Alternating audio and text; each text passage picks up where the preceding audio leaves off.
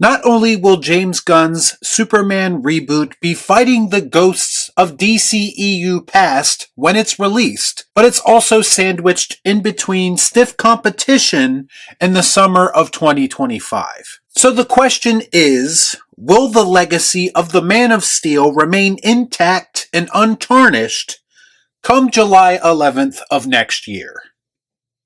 Let's discuss. I watch so you don't have to. All I'm offering is the truth, nothing more. James Gunn's Superman, formerly known as Superman Legacy, was intended to be the launch pad for the DCU reboot. But if we are being honest with ourselves, the road to that launch has been a bit rocky so far. And from the looks of things, it's probably not going to get any better. That's just f***ing great, man! Now what the f*** are we supposed to do? If we take into account the lukewarm reaction at best to the DCU slate reveal, the lukewarm reaction to the Superman suit reveal, and the ice-cold reactions to those leaked set photos, it doesn't feel like there's an overwhelming amount of positive buzz around this movie, although I do understand that some people are excited for it. But I do see just as many people, if not more, completely underwhelmed by everything they've seen of this movie so far. Plus, this project has a massive Henry Cavill-shaped black cloud hanging over it. And I know what some of you are thinking and probably already typing in the comments down below. Henry Cavill is gone, and he's not coming back, so get over it. And while that may be true, it does not negate the fact that there are a lot of people who wanted to see his iteration of the character continue. Even people who weren't necessarily into the Snyderverse or the DCEU overall have said that he was basically born to play this role. He is the one. The thing that I think bothers most people about the Henry Cavill situation is that we never got to see his story finished. It feels like unfinished business. It would be one thing if he was in 2 Justice League movies, 3 solo films, and we got some closure with his character, and then they wanted to reboot it. But that's not what happened. He was kind of unceremoniously removed from the role after much fanfare when he returned to it. So when you take that away from people and decide to go with yet another course correction, that's bound to rub some people the wrong way. And like it or not, the fact that this whole situation was handled so poorly is what is going to cause everyone to continue to compare these 2 different versions of the character. Everything from the creative decisions to the box office numbers will be scrutinized and analyzed, and WB asked for all of this. It's another instance of self-sabotage that they have become known for. Congratulations, you played yourself. And now I think even more people are starting to see that James Gunn's Superman is fighting an uphill battle, especially when it comes to how the public is going to perceive this film come 2025. Like this article from Fandom Wire that was titled, "David Cornsweet's Superman can fail miserably to beat Henry Cavill's box office number because of Fantastic Four and Jurassic World Reboot." For those that don't know, the release schedule for July 2025 looks like this.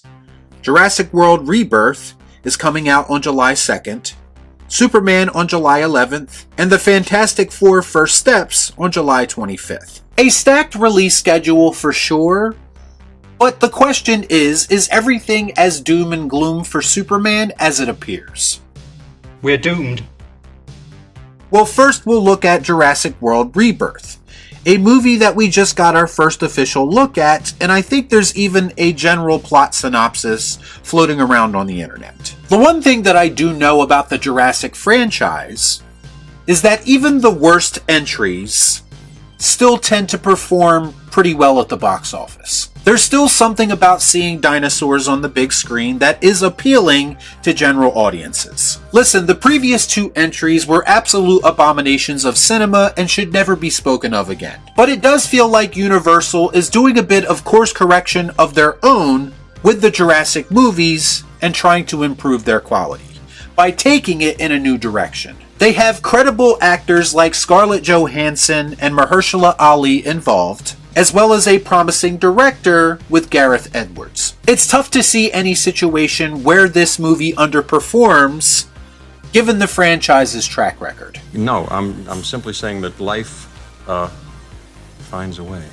And then we have the Fantastic Four first steps on the other side of this sandwich. Now, I know it's Marvel Studios and they've had a ton of success at the box office over the years. But they have had some misfires recently, and if you couple that with the fact that the Fantastic Four is not a proven commodity in the world of cinema, you cannot deny their impact in the comic book world, but making that transition to the big screen has not gone well. Plus, we have to take into consideration that the response to this movie has been pretty lukewarm so far as well. The casting announcement that took forever to manifest was met with shoulder shrugs. The recent Johnny Storm suit reveal and the Thing set photos have everyone thinking Roger Corman rather than Stan Lee and Jack Kirby.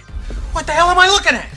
When does this happen in the movie? And no, I'm not going to sit here and pretend that the Fantastic Four is leaps and bounds better looking than Superman. I do not have an agenda. To me, they both look supremely unimpressive and not worthy of the source material that they were spawned from. Listen, if Barbie and Oppenheimer has taught us anything, it's that two films can perform well at the box office if they are released in close proximity to each other, even if they are released on the same day. The problem that Superman is going to face is that he's fighting to survive without the benefit of a unified fan base. And I do think that is something that people are underestimating the importance of. Plus, I'm not all that sure that general audiences are keen to see another Superman reboot either. Especially from James Gunn, whose movies don't seem to do numbers when they don't have the benefit of a built-in MCU fan base.